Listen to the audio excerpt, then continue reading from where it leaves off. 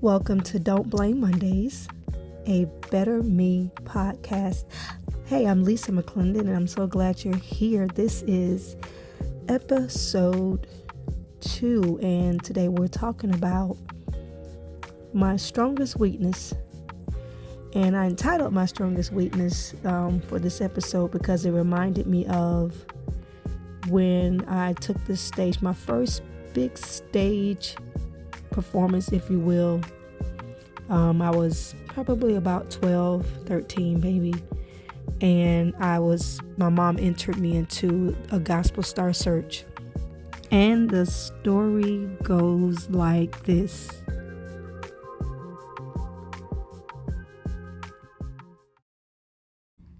So there was another young lady who was in the same small town that I was raised in, Palaca, Florida, and the way I recall it is we were always like pinned against each other, competition. The adults always seemed to be pinning us against each other. So she sang and I sang, and low key, I was always kind of intimidated by her. She always seemed to have such a better life. She was light skinned, her hair was really, really long, and here I was, not light skinned and short hair. As a matter of fact, I was in between stages, man. One day I would have a jerry curl, and then I would have a perm, and then I would have a leisure curl. Do y'all remember those leisure curls? Yes, and I just never felt like I had the life that she had.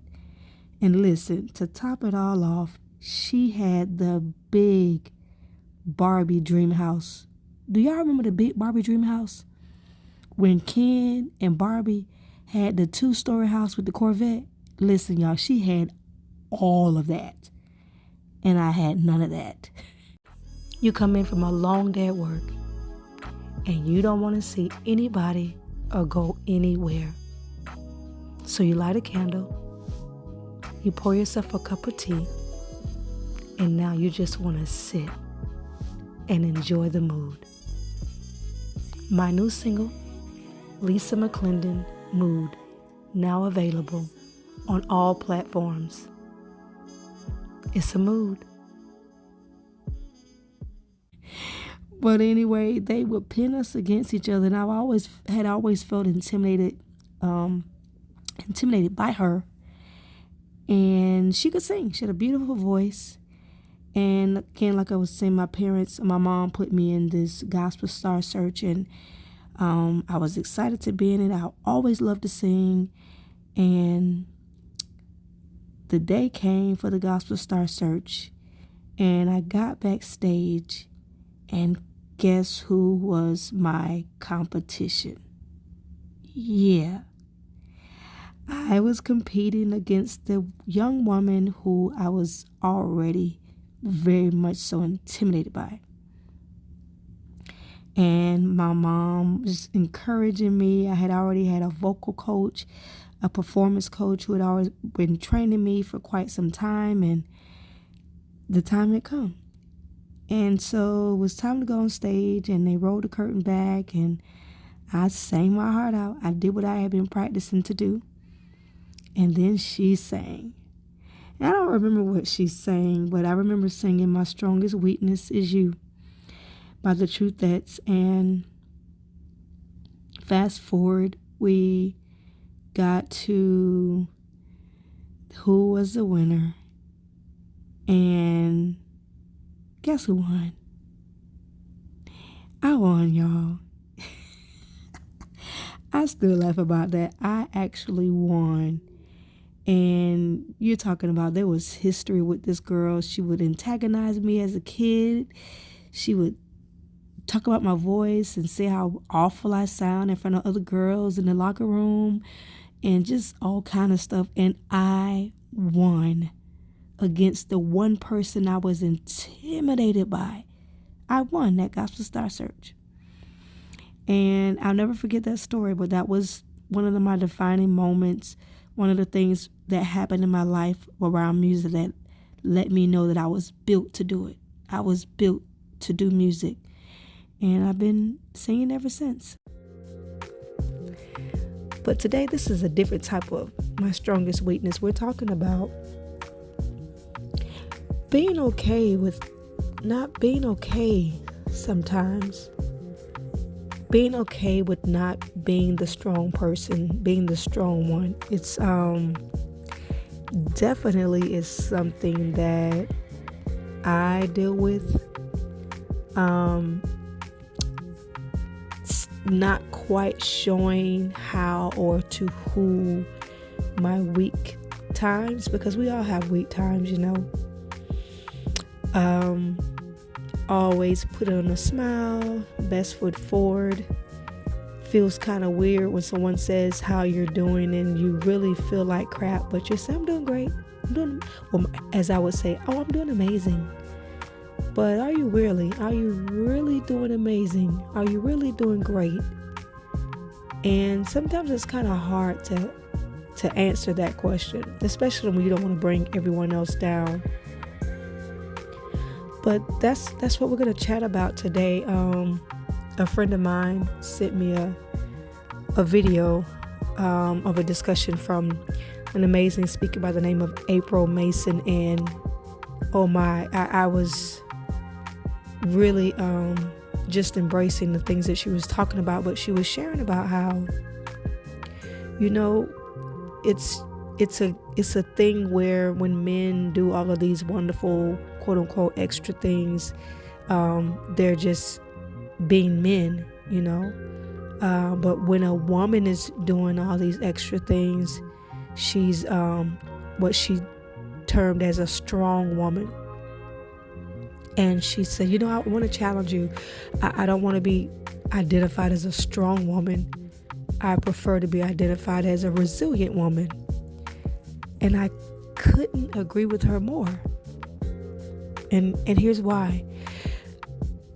Oftentimes people who are labeled as strong, in particular in my experience, it's also another way of saying someone who doesn't need help. They don't need to be checked in on. They're always good. Nothing's ever wrong. They don't ever need anything. And when you're labeled like that or viewed like that, when you need to be rescued, when you need to be checked on, no one's there to do that because they don't feel like you need them. And it reminds me of I had a talk with someone that I do work with, and I asked her, why she never checks on me and just see how I'm doing. And she said, I always feel like you always got it together. I mean, you're the strong one, and I never felt like I needed to really check on you. And quite the contrary, I really needed someone to just make sure I was doing okay. Do you ever feel that way? Do you ever feel like no one's checking to make sure I'm okay? No one's checking in on me to see if I'm doing all right? Do you ever feel like you're always rescuing other people or checking on other people, but no one ever really checks on you? Like I make that my thing at least a couple of times a month. I just do regular check-ins on my friends and just say, hey, I don't want anything. I just want to see how you're doing. And I do it genuinely from my heart. But on the other side of that, it's always nice, I should say, when I get that in return. And I have. When I've got no surprise, hey girl, just thinking about you, want to just say I love you, hope all is well. It is the most amazing feeling, because people often view me as strong, and I'm grateful for the strength that God has given me. But we all have weak moments. We all have moments where we're not doing so well. And in particular for me, today was kind of tough. Today was definitely a tough day for me emotionally, and I can't tell you why. There was nothing really wrong. No bad news. Nothing that I could pinpoint. It's just that gloom. And I got something that came to me as I was driving with that, because I was, just kind of trying to shake it.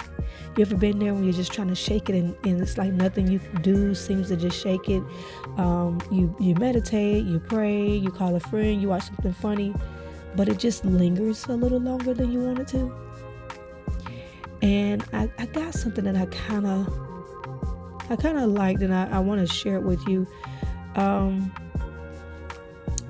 It came to me to name it as the gray area. It's the area where I'm not quite in the light, but my lights aren't off. Because I always say the lights that are off are the black. That's when you're no longer living, and I'm definitely living. But that gray area, when nothing's really wrong, but nothing's really right, or you don't really feel it's that gray area. But let's be clear, everyone has that gray area. And I think that's what we have to be graceful with ourselves, by reminding ourselves that no matter where you feel like you fall in life, rich, poor, middle class, upper class, married, single, happily married, happily single, whatever, everyone has their gray area. Everyone has that moment where they're just feeling they're not their best. Everyone has that moment where they don't feel their strongest. And I personally find comfort in knowing that while I have moments where I don't feel strong, I'm in good company, because no one does. So it gives me permission to not be so hard on myself. Regardless of where I feel like I'm landing in life, everyone has that gray area. That area where things don't just feel quite right. But here's the way I deal with it. I always say to myself, there's always the light on the other side of the gray. It's just a moment. It's just a moment. So here it is. You don't have to be the strong one all the time. A part of being a better you and self-improving is to understand that it's okay that sometimes I'm just not okay. Especially with the understanding that it's just a moment. It's not the entire scene. It's not the entire movie. It's just a moment in time. And it will pass. Listen, thank you for hanging out with me today. It's always just a joy for me to know that I can empower someone to know that they're not alone. And I hope that that's what happened for you today. Hey, and don't forget to share this podcast with someone who is ready to be the better version of themselves and who is looking to have that support, because that's what I strive to do, is just to be a part of your tribe, to help support you the way other people have supported me. Big shouts out to you. Big hugs to you. Love you so much. I'll see you next time on Don't Blame Mondaze, a Better Me podcast. I am Lisa McClendon, and you're welcome.